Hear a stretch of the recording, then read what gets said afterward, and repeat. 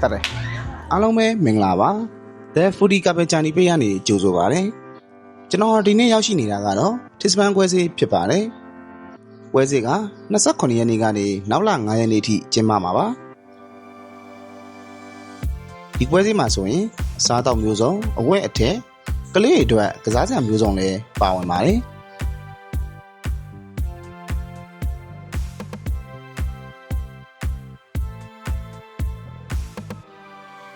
ပွဲစဉ်ထဲမှာပင်လယ်စာအထောင်းမျိုးစုံအကင်ထိုင်းစားစာမျိုးစုံမော်အင်းကကောင်းချင်းချီတော်တို့အပြင်မြမအစားအစာမျိုးစုံတို့ကိုရောင်းချပေးပါတယ်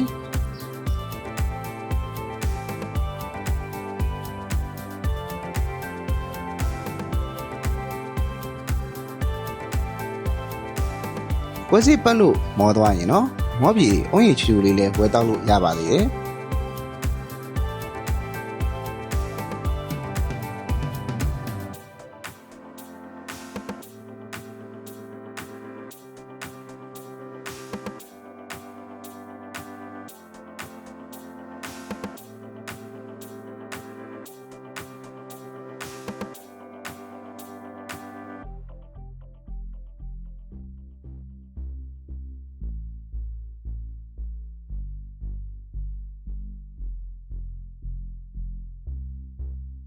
အဝေးစားဆိုရင်လည်းအရွယ်ဆုံးကလေးလူကြီးလူငယ်ကြားမမရွေအထည်ဆုံးစိုက်ဆုံးရှိပါတယ်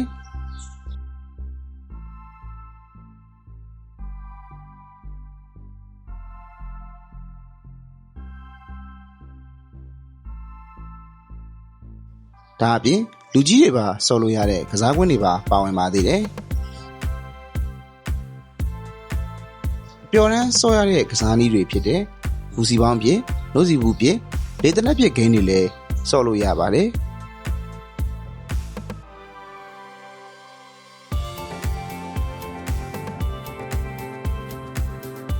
ပျော်ဤကစားကွင်းချာရဟတ်တို့လည်းရှိပါတယ်